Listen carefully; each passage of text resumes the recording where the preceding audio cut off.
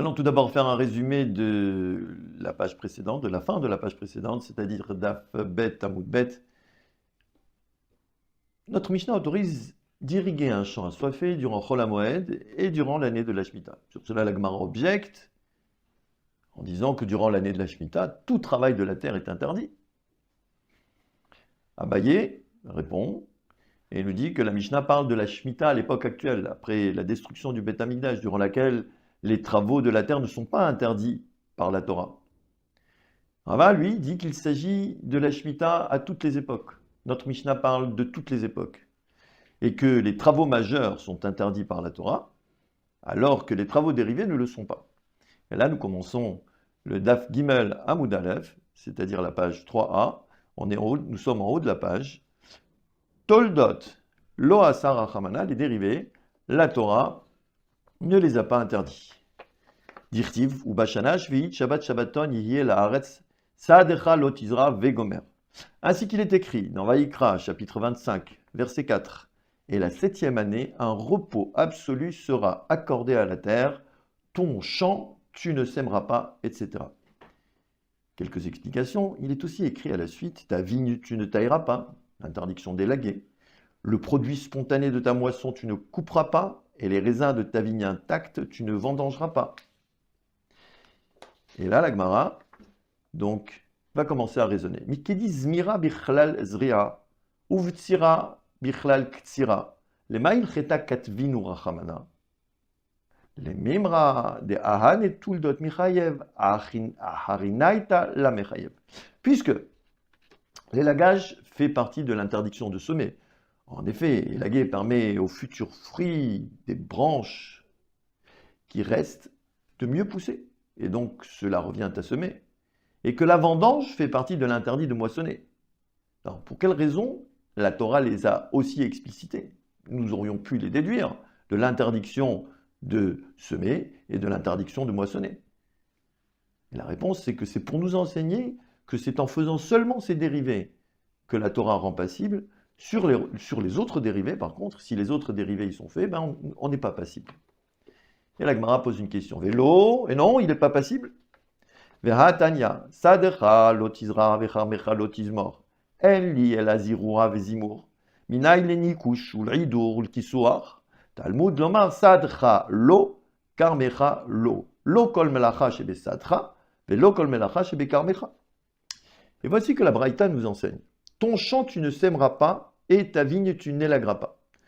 Je n'ai appris d'ici que l'interdiction de semer et d'élaguer. D'où puis-je apprendre l'interdiction d'arracher les mauvaises herbes, et de creuser avec une pioche sous une vigne, et de couper l'extrémité des mauvaises herbes? La Torah nous enseigne, ton champ pas, ta vigne pas. Aucun travail de ton champ et aucun travail de ta vigne. Qu'est-ce que ça signifie? Le verset n'a pas dit tu ne sèmeras pas ton champ. Ce qui aurait voulu dire que l'on parle spécifiquement de l'action de semer, qui est interdite. Le verset dit, premièrement, ton champ, ensuite pas, et après, tu sèmeras. Juste après le mot champ, il est écrit le mot pas. Ce qui veut dire ton champ pas. Aucun travail du champ n'est toléré, majeur ou dérivé. Et pareil pour la vigne, aucun travail pour la vigne. Et la Gemara continue à avancer dans les questions.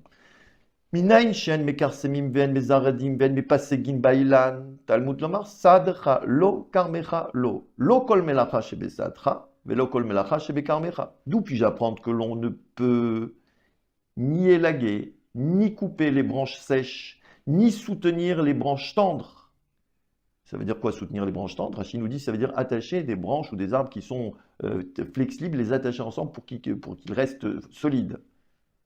La Torah nous enseigne ton champ pas, ta vigne pas, comme le raisonnement que l'on a fait juste en haut. Aucun travail de ton champ n'est toléré et aucun travail de ta vigne n'est toléré. Minayin shen mezablin, ven mefarkim, ven meabekim, ven meashinin bailan. Talmud lomar sadcha lo, karmecha lo. Lo kol melacha shebe sadcha, velo kol melacha shebe karmecha. D'où puis-je apprendre qu'il est interdit de mettre de l'engrais, de retirer des pierres, d'enfumer les arbres pour y faire tomber les parasites? La Torah nous enseigne ton champ pas ta vigne, pas, comme on a expliqué plus haut, aucun travail de ton champ et aucun travail de ta vigne. Et la Gemara poursuit. Yachol lo yekashkesh tachat hazetim velo yaader tachat hakfanim velo yemale nekaim maim velo yaaser ugiot lakfanim Talmud lomar sad chalot izra zria bichlai laita velama yatzta להקיש אליה, לומר לך, מה הזריעה המיוחדת, העבודה שבשדה ושבכרם, אף כל שהיא העבודה שבשדה ושבכרם. Alors, puis-je interdire, à partir de ces versets, le fait de creuser avec une pioche sous des oliviers, ou de faire la même chose sous une vigne, ou de remplir d'eau les cavités du sol, ou de creuser des rigoles autour des vignes.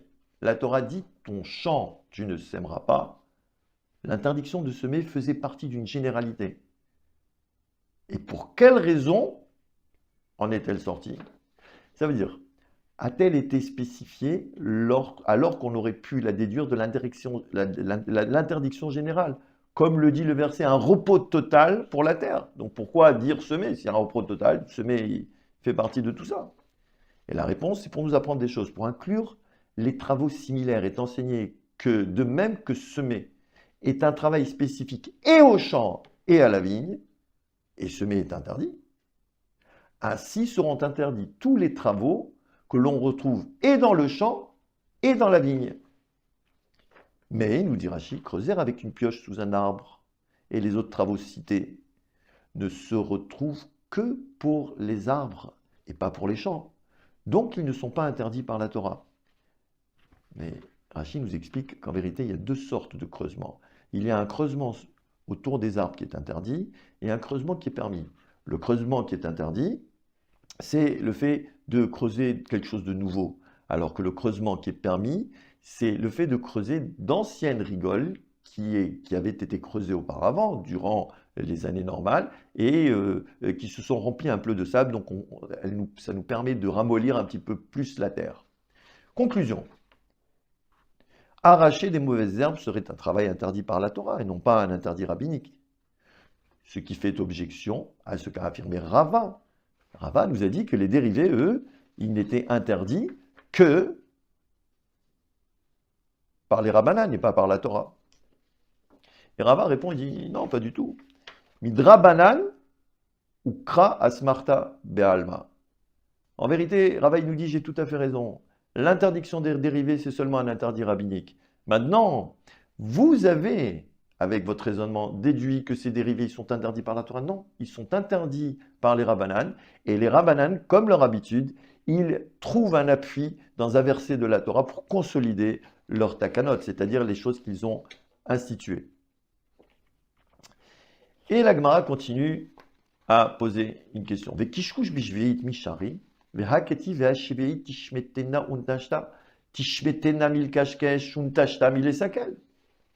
Creuser avec la pioche sous les oliviers serait-il permis? Et voici qu'il est écrit, la 7e année, tu lui feras rémission et tu l'abandonneras. Et les sages ont expliqué le sens de l'emploi des deux formules. Tu lui feras rémission et tu l'abandonneras. Tishmetena untashta. Tu lui feras rémission en ne creusant pas sous les oliviers. Et tu l'abandonneras en ne retirant pas les pierres. Alors, Amar Ravu Kvar Bar Chama, Tre Kishkushe Havu, Chad Avrouye Ilane, Vechad Satume File. Avrouye Ilane Assour, Satume File Charé. Baroukva nous dit la chose suivante. Il y a deux sortes de creusage. L'un pour ramollir la terre autour des arbres et l'autre pour combler les fissures. Si par exemple les racines de l'arbre sont découvertes. Ramollir la terre est interdit, car c'est seulement pour augmenter la production, ce qui n'est pas vital pour les arbres, et donc ça va être interdit. Combler les fissures, si les racines sont découvertes, cela peut mettre en danger la survie de l'arbre, et c'est autorisé. Nous allons maintenant faire une petite introduction en ce qui concerne le sujet de klal ou prat, ou klal. Dans la Braïta de Rabbi Ishmael, il est énuméré 13 méthodes de déduction d'une loi à partir des versets de la Torah. L'une d'elles est le klal ou prat ou klal. Klal, c'est-à-dire généralisation qui englobe tout. Prat, détail, on ne retient spécifiquement que le détail. Ou klal, et ensuite, il y a une généralisation. La généralisation n'est pas totale. les éléments retenus doivent avoir une similitude avec le détail. Et nous allons donner un exemple. Il est écrit dans le livre de Shemot, chapitre 25, verset 31. Tu feras aussi un candélabre d'or pur. Ce candélabre sera fait tout d'une pièce. La matière avec laquelle devait être fabriqué le candélabre est déduite de ce verset par la méthode de klal ou prat ou klal. Tu feras aussi un candélabre. Généralité qui pourrait inclure tous les matériaux, c'est-à-dire du métal, du bois, de la pierre. D'or pur. Ah, là on a un détail, c'est exclusif. C'est seulement avec de l'or pur que tu vas faire la menorah, le candélabre. Et ensuite, la Torah continue. Ce candélabre sera fait de pièces. Donc c'est encore une généralisation, c'est un candélabre. Et ce n'est pas déterminé. Mais le klal ou prat ou klal nous dit que ce n'est pas avec toutes les matières qu'on peut faire ce candélabre. Pas toutes les matières sont permises. Ce doit être des matières qui sont similaires à l'or pur, c'est-à-dire des métaux.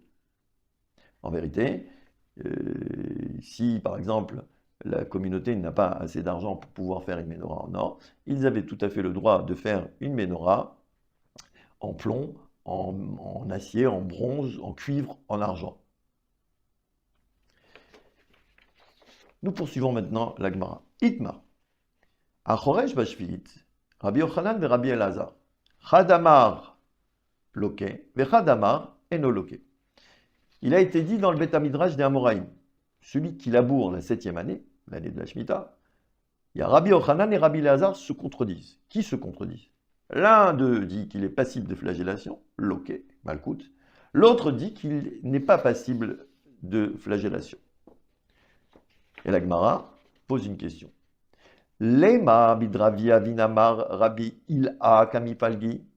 De amar Rabbi avin amar Rabbi Il'a kol makom sheneemar klal bease ufrat belota ase endan minoto biklal uprat ou klal. Dirons-nous qu'ils sont en controverse par rapport au principe énoncé par Rabbi Avin au nom de Rabbi Il'a. Rabbi Avin dit au nom de Rabbi Il'a, chaque fois que la généralisation, le klal, a été dit dans le cadre d'une mitzvah positive, et le détail, dans le cadre d'une mitzvah négative, on ne peut appliquer la règle de klal ou prat ou klal. Rashi nous explique la chose suivante.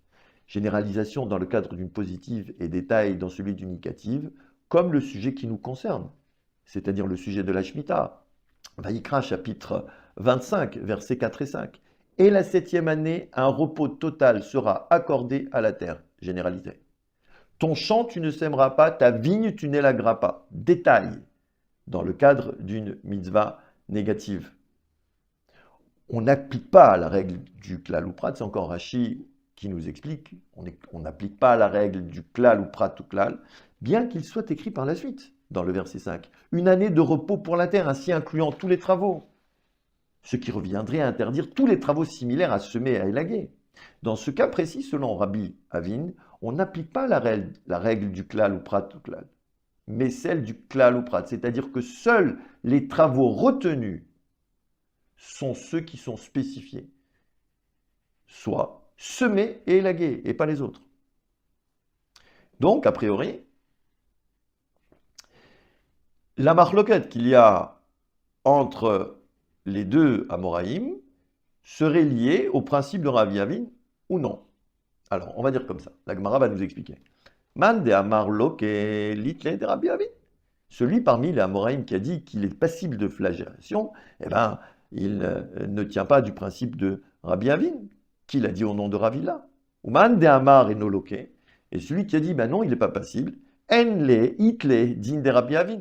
Alors, celui qui a dit qu'il n'est pas passible, eh ben lui, il ne tient pas du tout compte du din, de la loi, de la règle énoncée par Rabbi Avin au nom de Rabbi Il'a.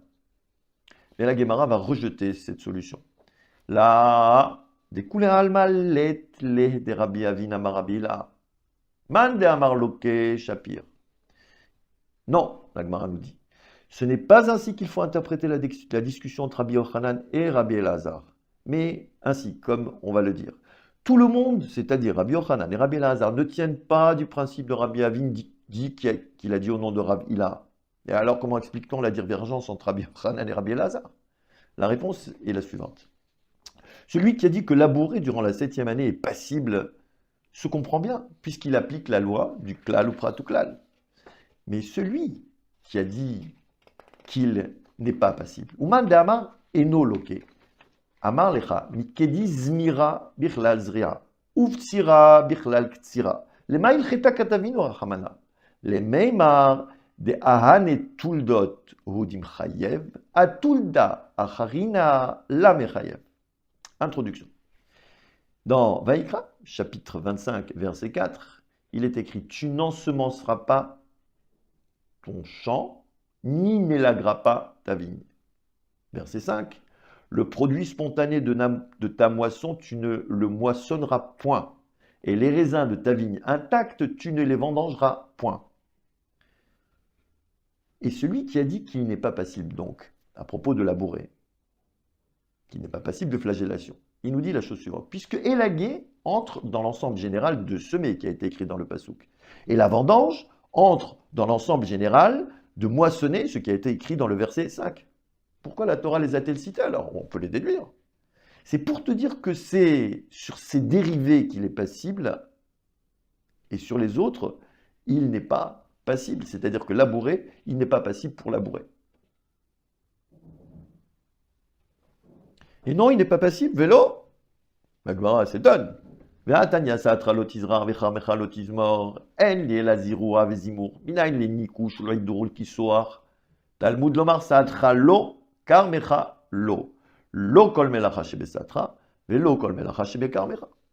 Et voici qu'une braïta enseigne, et on l'a déjà vu plus haut. Ton champ, tu ne sèmeras pas, ta vigne, tu n'élagueras pas. Je n'ai appris d'ici que l'interdiction de semer et d'élaguer. D'où puis-je apprendre l'interdiction d'arracher les mauvaises herbes, de creuser avec une pioche sous une vigne et de couper l'extrémité des mauvaises herbes. La Torah nous enseigne, ton champ pas, ta vigne pas. Aucun travail de ton champ, aucun travail de ta vigne. Minayin shen mekarsemim ben mezaradim ben mepasegim ba'ilan talmud lomar sadchalo karmecha lo. Lo kol melacha shebesatra, velo kol melacha shebekarmecha. D'où puis-je apprendre que l'on ne peut élaguer, ni couper des branches sèches, ni soutenir les branches tendres pour les arbres. La Torah nous enseigne ton champ pas, ta vigne pas. Aucun travail de ton champ et aucun travail de ta vigne ne sont tolérés. Minayin shen mezablin, ven meparkin, ven abekin, ven ashenin bailan. Talmud lomar sadcha lo, karmecha lo. Lo kol melacha shebesatra, velo kol melacha shebekarmecha. D'où puis-je apprendre qu'il est interdit de mettre de l'engrais, de retirer les pierres, d'enfumer les arbres? La Torah nous enseigne ton champ pas, ta vigne pas. Aucun travail de ton champ, aucun travail de ta vigne n'est toléré. Yachol lo yikashkesh tachat dazetim, velo yader tachat akfanim, velo yimale nekaim maim, velo yaaseu giot lakfanim. Talmud lomar sadcha lo tizra. Zria bichlal haita, velama yatzta lehakish elea lomar lach. Ma zria miuchedet. Avoda sheba sadeh vesheba kerem, av kol shei avoda sheba sadeh vesheba kerem. Puis-je dire qu'il est interdit de creuser avec la pioche sous des oliviers, ou de faire la même chose sous une vigne, ou de remplir d'eau les cavités du sol, ou de creuser des rigoles autour des vignes? La Torah dit, ton champ tu ne sèmeras pas. L'interdiction de semer faisait partie de la généralité, de ne faire aucun travail. Pour quelle raison est-elle sortie? Pourquoi a-t-elle été spécifiée alors qu'on aurait pu la déduire? La réponse est que pour inclure les travaux similaires est enseigné que, de même que semer est un travail spécifique au champ et à la vigne, et semer est interdit, ainsi seront interdits tous les travaux que l'on retrouve et dans le champ et dans la vigne. Mais creuser avec une pioche sous un arbre et les autres travaux cités ne se retrouvent que pour les arbres et pas pour les champs, donc ils ne seront pas interdits par la Torah durant l'année de la Shemitah. En conclusion, labourer donc, d'après ce que l'on vient de dire, serait un travail interdit par la Torah et non pas interdit par les Rabbanan, un interdit rabbinique, comme l'a affirmé l'un des deux Amoraïm, Rabbi Yochanan ou Rabbi Elazar. La Gemara n'a pas déterminé lequel des deux a dit ceci ou cela. Il y a donc une question sur l'Amora qui a dit que labourer ne serait pas un interdit de la Torah. La réponse, Midrabanan, Ukra Asmarta Be'alma. En vérité, ce sont tous des interdits rabbiniques. Et le fait de déduire les choses du Passouk, c'est tout simplement pour avoir un appui, c'est-à-dire que les Rabbanan, ils ont toujours essayé de trouver un appui pour les choses qu'ils ont instituées à l'intérieur des versets de la Torah, mais en réalité, ce ne sont pas des interdits de la Torah, mais ce sont des interdits rabbiniques. Avant de commencer l'étude de la page Daf Gimel Amoud Bet, page 3b, nous allons d'abord résumer la page précédente. On commence par une clarification. Ce que l'on appelle Malkout, la flagellation, est la sanction qui fait suite à certaines transgressions de la Torah. Lorsque la Guémara se pose la question de savoir si une personne est passible ou non de flagellation pour une transgression donnée, cela revient aussi à se demander si l'interdit est d'origine thoraïque, et alors il est passible, ou l'interdit est d'origine rabbinique, et à ce moment-là, il n'est pas passible de malkout, de flagellation. Dans la page 3, Daf Gimel Amoud Aleph, la Guémara s'est posé la question de savoir si la bourrée durant la 7e année, l'année de la Shemitah, était passible de flagellation ou pas. Et là, il y a une controverse entre Rabbi Yochanan et Rabbi Elazar. L'un dit que oui, il est passible de flagellation, l'autre dit que non. La Guémara clarifie les avis. Celui qui dit que la personne est passible utilise la déduction par klal ou prat sur les versets 4 et 5 du chapitre 25 du livre de Vaïkra. Rappel des versets. Vaïkra, chapitre 25, verset 4. « Tu n'ensemenceras pas ton champ, ni n'élagueras pas ta vigne. » Verset 5. « Le produit spontané de ta moisson, tu ne moissonneras pas, et les raisins de ta vigne intacte, tu ne les vendangeras point. » Alors, celui qui a dit qu'il n'est pas passible de flagellation te dit la chose suivante. Puisque élaguer entre dans l'ensemble général de semer et la vendange entre dans l'ensemble général de moissonner, pourquoi donc la Torah les a-t-elle cités? C'est tout simplement pour t'enseigner qu'il n'est passible que sur ses dérivés, élaguer et vendanger, et pas sur les autres. Donc, selon cet avis, la bourrée durant l'année de la Shemitah n'est pas un interdit thoraïque, mais rabbinique. Et maintenant, nous passons à l'étude de la page Gimel Amoud Bet, page 3b. Ki ata Rav Dimi amar yachol ilke ala tosefet venasib la talmuda liptura. Lorsque Rav Dimi est venu d'Eretz Israël, est arrivé à Babel, il a dit, et Rashi nous explique qu'il a dit avoir entendu un enseignement en Eretz Israël. Alors voilà la chose qu'il a dit. Serait-il passible de flagellation sur le supplément? Et j'ai entendu, donc Rav Dimi nous dit, qu'il y a un enseignement du Talmud pour l'acquitter. La Gemara poursuit, Velo yadana mai talmuda ou mai tosefet. Et poursuivre Rav Dimi. Je ne sais pas quel est cet enseignement du Talmud et que signifie le supplément. Rabbi Elazar amar harisha. Rabbi Elazar nous dit qu'il s'agit du labour. Et Rashi nous explique du labour durant la Shemitah. Et la raison pour laquelle elle est dénommée supplément est que l'interdiction de labourer durant la Shemitah n'est directement issue d'un interdit clair de la Torah. Mais elle est déduite par la méthode de klal ou prat, comme cité plus haut. Ve'achi ka'amar. Et c'est ainsi donc que Rav Dimi se serait exprimé dans l'enseignement rapporté.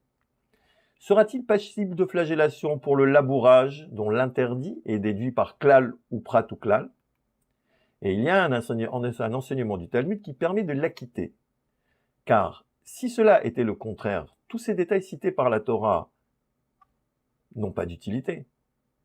C'est-à-dire que s'il était interdit de faire tous les travaux durant l'année de la Shemitah, la Torah n'aura pas cité le travail d'élaguer et de vendanger.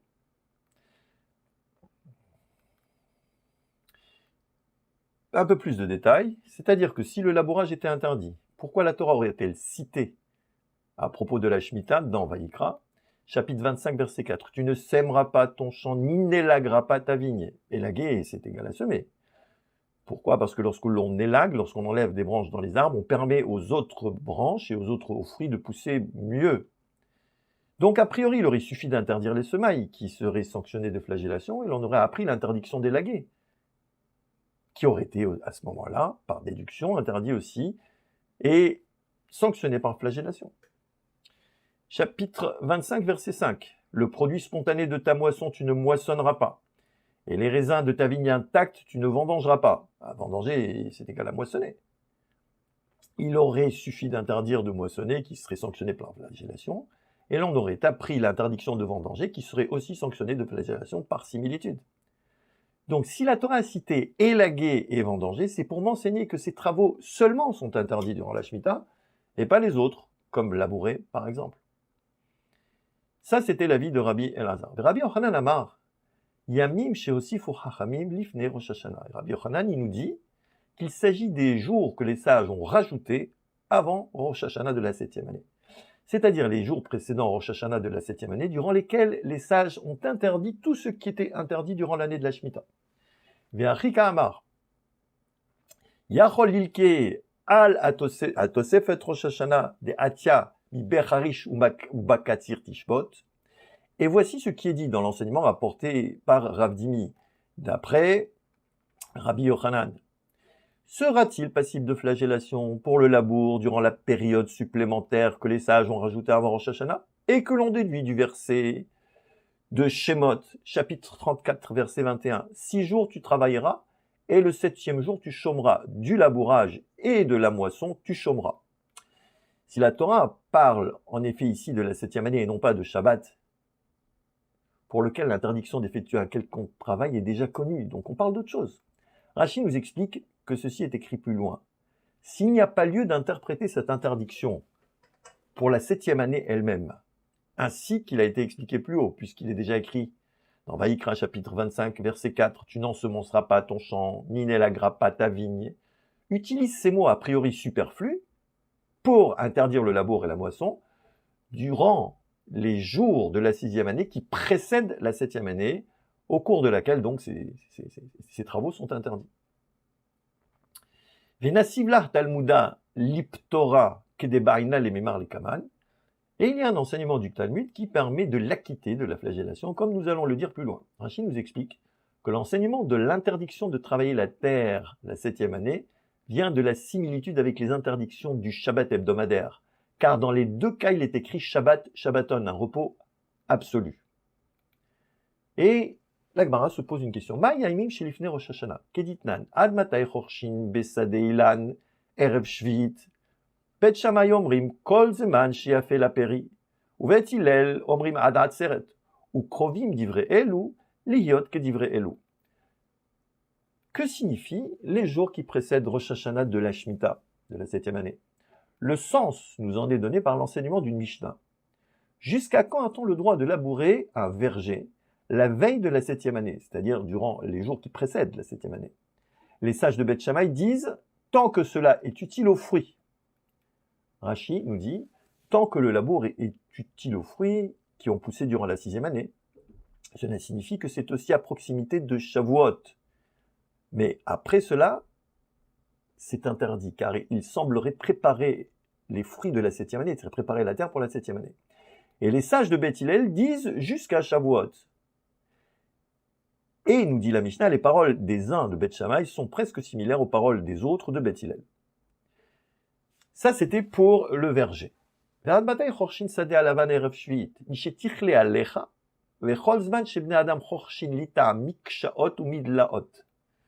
jusqu'à quand on a le droit de labourer le champ blanc, c'est-à-dire un champ de céréales, la veille de la 7e année, c'est-à-dire durant la 6e, lorsque se tarit l'humidité, et tant que les gens labourent pour planter des concombres et des courges. C'est-à-dire qu'une fois que l'humidité s'est tarie, on ne peut plus labourer. Rashi nous explique, lorsque s'arrêtent les pluies de la 6e année, car c'est jusqu'à ce moment que le labour est utile aux plantations de l'année. Mais lorsque l'humidité s'est tarie, il ne peut pas labourer, car il semblerait labourer pour préparer la 7e année. Et cette période correspond à la période durant laquelle les gens continuent de planter des concombres et des courges. Ce qui revient à dire que le tarissement de l'humidité et le fait de planter des concombres et les courges ne sont pas deux périodes différentes. Rabbi Shimon Omer, Imken, Nat Torah Shiur lechol echad bechad biyado. Une question, Rabbi Shimon objecte. Il dit, si c'est ainsi, la Torah aurait institué une mesure individuelle entre les mains de chaque particulier. Ce qui veut dire que l'un va labourer avant son ami pour planter ses légumes et chacun aura donc sa limite. Ce qui est contraire aux règles de la Torah qui englobe tout le monde. Et là, donc on va corriger. La Gemara corrige. Besade alavan ela besade alavan ad Pesach ou besade elion ad ha'atzeret uvet hillel omrim ad Pesach. Mais, nous dit Rabbi Shimon, pour le champ blanc, c'est-à-dire le champ de céréales, jusqu'à Pessah, et pour le verger jusqu'à Shavuot. Petit correctif, la phrase disant que Beth Hillel dise jusqu'à Pessah est à effacer, car elle n'apparaît pas dans des versions manuscrites, et représenterait en outre un non-sens, puisque Beth Hillel permet le labour d'un verger jusqu'à Shavuot. Ve'amar Rabbi Shimon ben Pazi amar Rabbi Yoshua ben Levi, Mishum bar kapara, Rabban Gamliel ou Veddino, Nimnu al shene prakim elu ou vitelum. Et il nous dit Rabbi Shimon ben Pazi au nom de Rabbi Yoshua ben Levi, qu'il a dit au nom de bar kapara, Rabban Shimon ben Gamliel et son Beddin, il s'agit ici d'un Sanhédrin qui est la plus haute autorité juridique de la génération, ont réalisé un vote et les ont abolis, cette période. Rashi nous explique les périodes d'interdiction depuis Pessah ou Shavuot jusqu'à Rosh Hashanah, ce qui veut dire qu'ils ont permis le labour jusqu'à Rosh Hashanah, juste avant Rosh Hashanah de la 7e année. Amar li Rabbi Zera le Rabbi Abaou, ve'amri la Resh Lakish le Rabbi Yochanan, Rabban Gamliel ou Veddino hechi matzu mevat letakanta de Bet Shammai ou Bet Hillel, ve'ratnan en Beddin yachol levatel davar, levatel divrei Beddin chavero, Elaim ken gadol mimenu bechokma ou minyan. Rabbi Zera dit à Rabbi Abaou, et certains disent que c'est Resh Lakish qui a dit à Rabbi Yochanan, comment Rabban Gamliel et son Beddin ont-ils pu abolir une règle instituée par Bet Shammai et Bet Hillel? Rashi nous dit que la règle a été établie par Rabbi Shimon conformément aux avis de Bet Shammai et de Bet Hillel. Mais voici qu'il est enseigné dans une Mishnah, un Beddin, c'est-à-dire un Sanhédrin, ne peut abolir une règle établie par un autre Beddin qui l'a précédé, à moins que celui-ci soit plus important en sagesse et en nombre que le précédent. Ishtomem kesha achada, amar le imor kachitnu benehem, kol harotse levatel yavo vivatel. Il a réfléchi un moment, donc l'amora auquel on a posé la question, puis il a dit, disons que c'était une condition posée par le Beddin précédent. Et quelle était la condition? Il a dit comme ça, c'est que celui qui veut abolir cette règle, en parlant bien évidemment d'un Beddin compétent, vienne et le fasse. Didou hi halakha le Moshe Misinaï. Et là, il m'a posé une question, mais cette règle a été établie par eux, par Bet Shammai et Bet Hillel. Mais non, c'est une loi transmise à Moshe sur le mont Sinaï. La preuve. De Amar Ravasi, Amar Rabbi Yochanan. Ravasi a dit au nom de Rabbi Yochanan, Mishum Rabbi Nechunia Ishbikat Bet Churtan. Aeser Netiot, Arava Venisu Chamaim, Alacha le Moshe Misinaï. Ainsi que l'a dit Rabbi Assi au nom de Rabbi Yochanan, qu'il a dit au nom de Rabbi Nechunia, l'homme de la vallée de Bet Churtan. Les 10 jeunes plants, la branche de saule et la libation de l'eau, sont toutes des lois transmises à Moshe sur le Sinaï. Et Rashi nous explique tout ceci. Que sont les 10 jeunes plants? Si 10 jeunes plants sont éparpillés dans un bet CA, c'est-à-dire une surface qui fait 50 coudées sur 50 coudées, ce qui veut dire environ 576 mètres carrés. Donc, s'ils sont éparpillés, ces 10 jeunes plants, il est autorisé de labourer ce verger pour aider ces plants-là la veille de la 7e année, donc à la fin de la 6e année, jusqu'à Rosh Hashanah. Et on va tirer la raison. Puisque ce sont de jeunes plants, si on ne laboure pas autour, il y a un risque de grande perte. Et c'est pour cette raison que l'on peut labourer jusqu'à Rosh Hashanah. Mais pour les arbres adultes, il sera interdit de les labourer jusqu'à Rosh Hashanah. Il existe donc une période de la 6e année durant laquelle il est interdit de labourer un verger par une loi transmise à Moshe sur le mont Sinaï. La branche de saule, qu'est-ce que c'est la branche de saule? Eh bien, c'est la branche de saule avec laquelle on faisait le tour du misbéar de l'autel durant la fête de Sukkot. Et la libation de l'eau, c'est la libation d'eau durant la fête de Sukkot sur le misbéar. Il y a donc une question à savoir que la période d'interdiction du labour, la 6e année, depuis Shavuot ou Pessah, n'est pas une règle établie par un Beddin, et sous condition, ce qui permettrait à un autre Beddin de l'abolir, mais une loi transmise à Moshe sur le mont Sinaï, que personne ne peut abolir. Et voici la réponse. Amar Rabbi Yitzhak, ki gmir hilcheta shloshim yom lifnei Rosh Hashanah, ve'atu hane takun mipesach u'me'atzeret, ve'itnu bedidehu kol harotze levatel, yavo vivatel. Rabbi Yitzhak dit, ce que stipule cette halakha le Moshe Misinaï, cette loi transmise à Moshe sur le mont Sinaï, est que pour les arbres abadites, il est interdit de labourer le verger seulement 30 jours avant Rosh Hashanah. Et eux, Bet Shammai et Bet Hillel, ont institué qu'il est interdit de le faire à partir de Pessah et de Shavuot, en stipulant qu'à partir de Pessah et Shavuot, c'est interdit, celui qui voudrait l'abolir pourrait le faire. Rashi nous dit, Et Rabban Gamliel, qui a aboli, ne l'a fait que depuis Pessah et Shavuot jusqu'à 30 jours avant Rosh Hashanah, ce qui veut dire qu'il a permis de labourer depuis Pessah ou depuis Shavuot jusqu'à un mois avant Rosh Hashanah. Et c'est interdit, étant une halakha, les Moshe Misinaï. Vehane il-chetaninu, kraeninu. Alors là, il y a une question. La question vise l'avis selon lequel l'interdiction de labourer à la fin de la 6e année serait une halakha les Moshe Misinaï. Ces règles qui concernent l'interdiction de labourer 30 jours avant Rosh Hashanah de la 7e année sont-elles des lois transmises à Moshe sur le mont Sinaï? Mais ce sont des lois édictées par un verset de la Torah. Et voilà la preuve d'Itnal, comme nous enseigne une Mishnah. Bacharish uva katsir tishbot. Rabbi Akiva Omer en sarech lomar charish ve katsir shel shviit. Sharegvar neemar sadecha lo tizrar vechamecha lo tizmor. El acharish shel erev shviit. Comme l'enseigne donc une Mishnah, en citant un verset de Shemot, chapitre 34, verset 21. 6 jours tu travailleras et le 7e jour tu chômeras du labour et de la moisson tu chômeras.